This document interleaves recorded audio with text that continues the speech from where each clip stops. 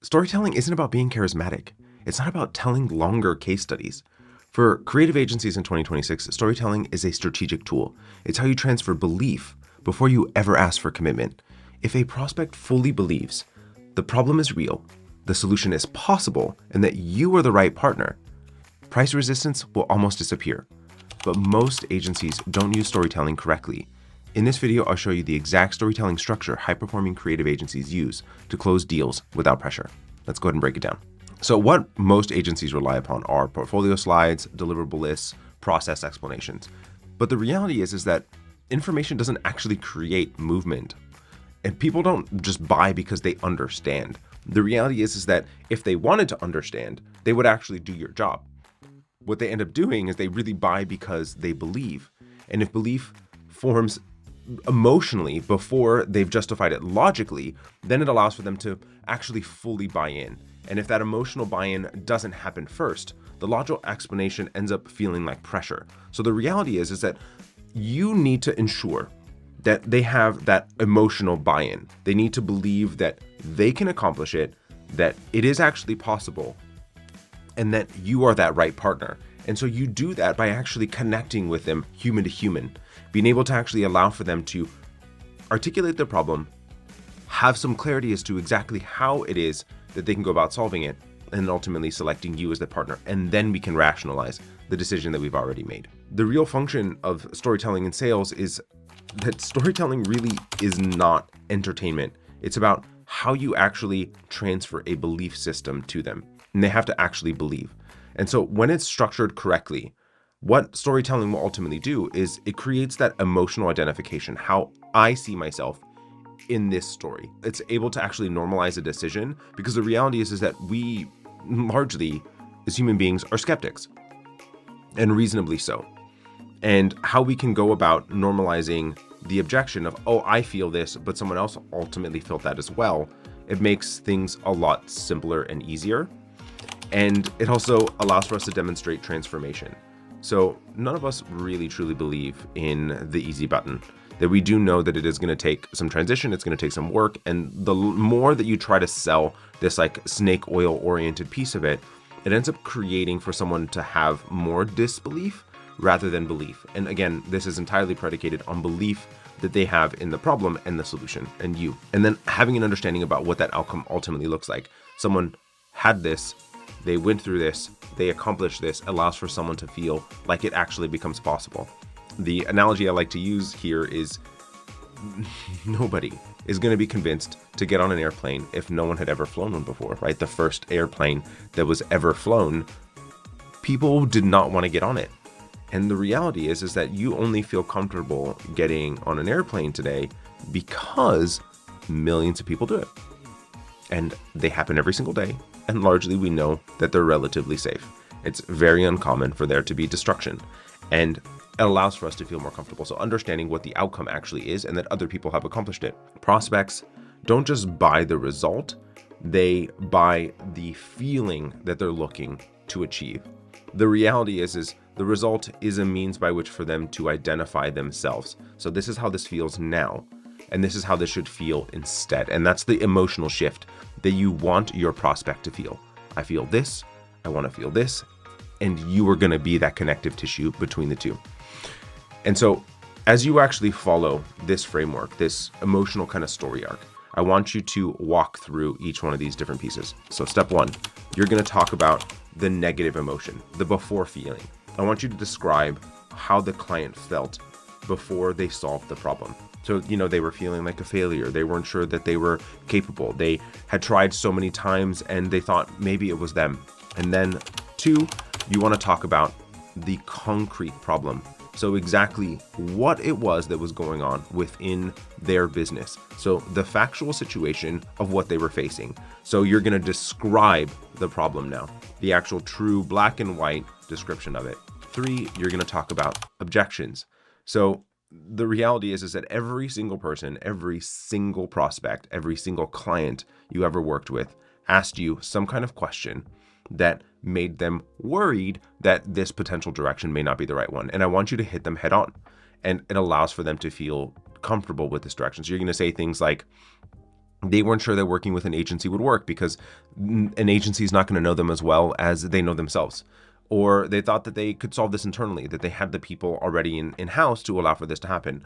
Or they were concerned about the total cost that it was going to be, and would this provide for the ROI that they were looking for, considering they were still in their launch phase. So what this does is this normalizes the prospect's current hesitation, that if someone else felt this before and, oh, I feel this right now, then this makes this experience normal. So this changes the way that they interact with the feeling that they currently have, and they're going to have it. Normalization of it is vital. Then the next piece you're going to talk about, the solve. So what exactly did you do? And I want you to be specific. I don't want you to be fluffy about it. I want you to actually talk through what actually was done. So let's say that we went through a branding project. We went through the immersion phase. We went through data collection. We went through creative ideation. What exactly were the steps that we followed, allowing for us to do these things? And again, be specific, no fluff. And then the next step is the numerical result. Exactly what happened.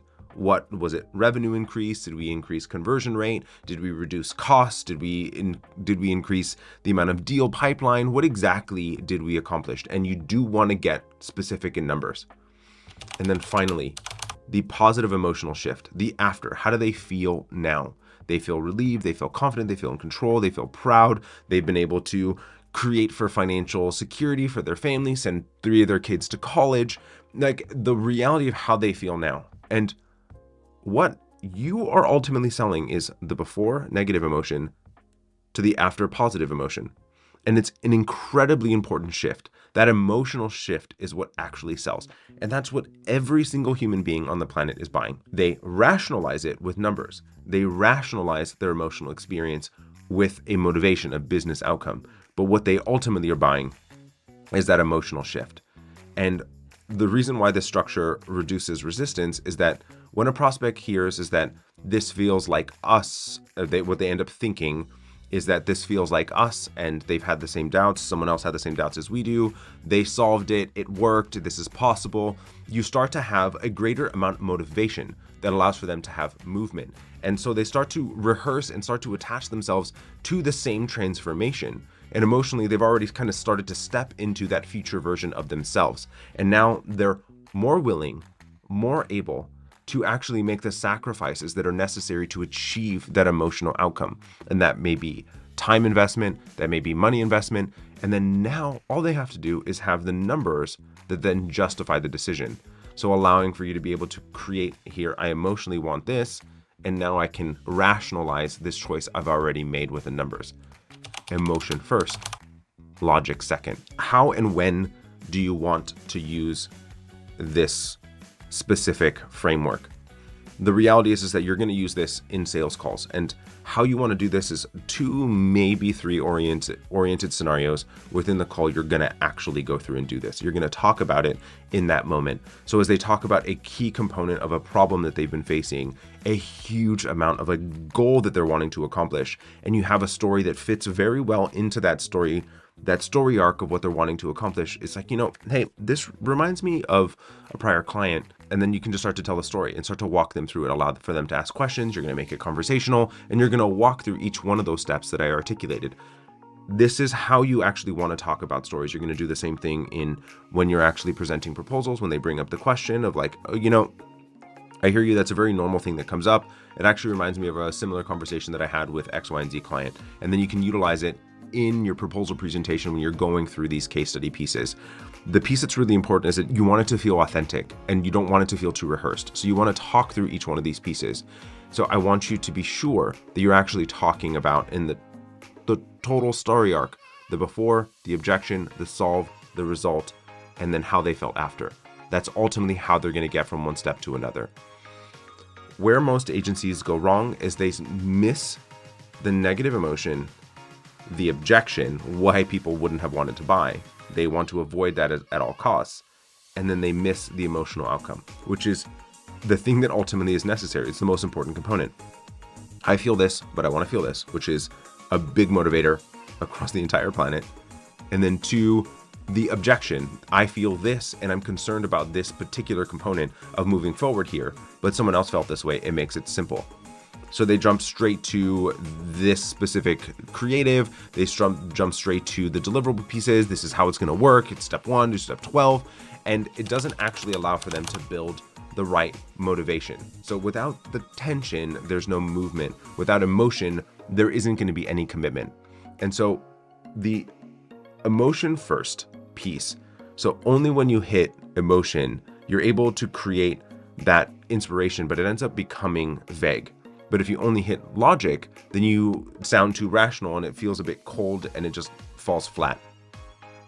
The high-performing agencies combine both, leveraging the emotional experience that someone wants to experience and allowing for it to be confirmed with logic. And it's the reality, the connective tissue between those that creates a meaningful balance. That story arc that is incredibly powerful, that creates for high-ticket, high-converting creative agency sales. But now that you understand how storytelling transfers belief, the next layer is learning how to respond when belief still kind of wavers. Because even with strong storytelling, objections can still surface. And when they do, how you respond is going to determine whether momentum continues or it ends up collapsing. So go watch my next video where I break down the psychology behind handling sales objections without pressure or defensiveness.